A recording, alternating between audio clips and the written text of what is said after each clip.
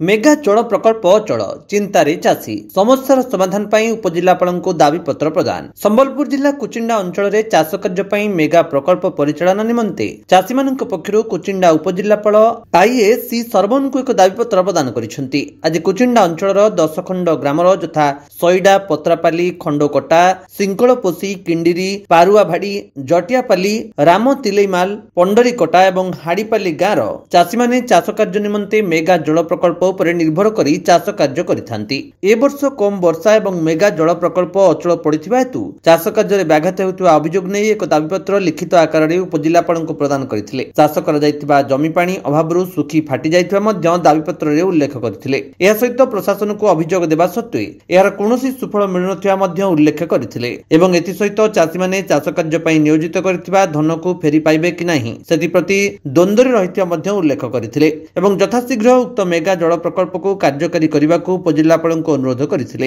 एवं यह सहित ई समस्यार समाधान करान गले चाषी माने रास्तारोक करिवे बोली उक्त दाबीपत्र रे उल्लेख करी सूचना प्रदान करथिले। एते चाषी शिवनारायण नायक वीरेंद्र पटेल चैतन्य काऊ सरोज सेनापति गगन बिहारी पृष्ठे सोनू माझी गणेश चंद्र साहू सुरेश पृष्ठे मीनकेतन बादी उमेश किचिंडिया प्रमोद माझी मामा पृष्ठे बापुन पृष्ठे सनातन पृष्ठे रामचंद्र प्रधान समेत अंचलर बहु चाषी सामिल होइथिले। अच्छा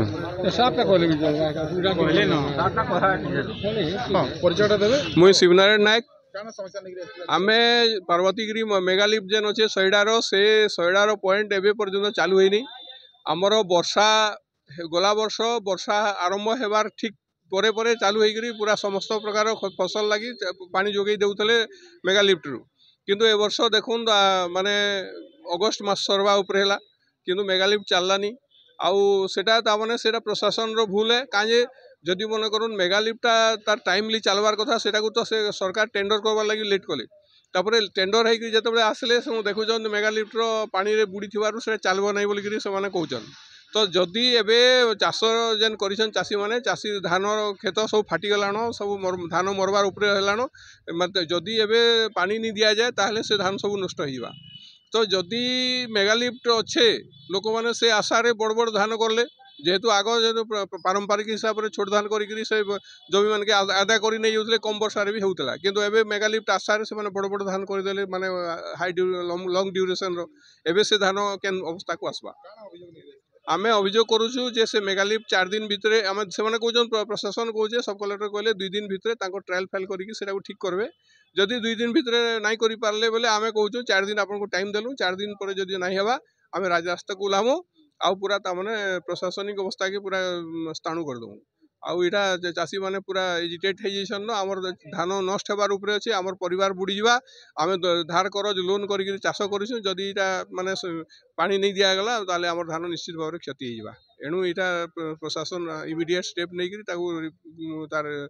सुविधा करू नले आमे पूरा माने ये आंदोलन के उलेमु।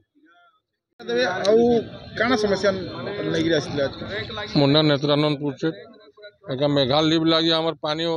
लगी हमें आज्ञा बहुत बारंबार आठिक आपत्ति अभियोग दाबी पत्र पे देलु न से कहीं हमर प्रशासन किसी सुनबार नहीं मंत्री के भी हमें कही गलु न से मंत्री भी किसी सुनबार नहीं दीप तल अंधार आज्ञा गाँव काम नहीं करबार देशर काम केनता करुवे जैसे मंत्री महल से नहीं जानबे माइक तो फाटिक आ गला न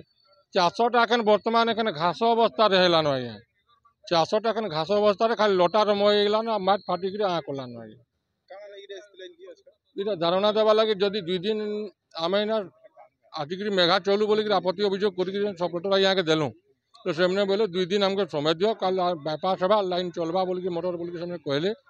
बोले आम 4 दिन समय देचु 4 दिन भितर जदि नहीं हेले आम रास्ता रोक एनएच के आम बंद करवार लगी मेघा सामना बंद करमु बोली आमर धारणा दमु। संबलपुर जिला कुचिंडारू रिंकू कुसुम का रिपोर्ट विश्व विजयी न्यूज ओडिशा।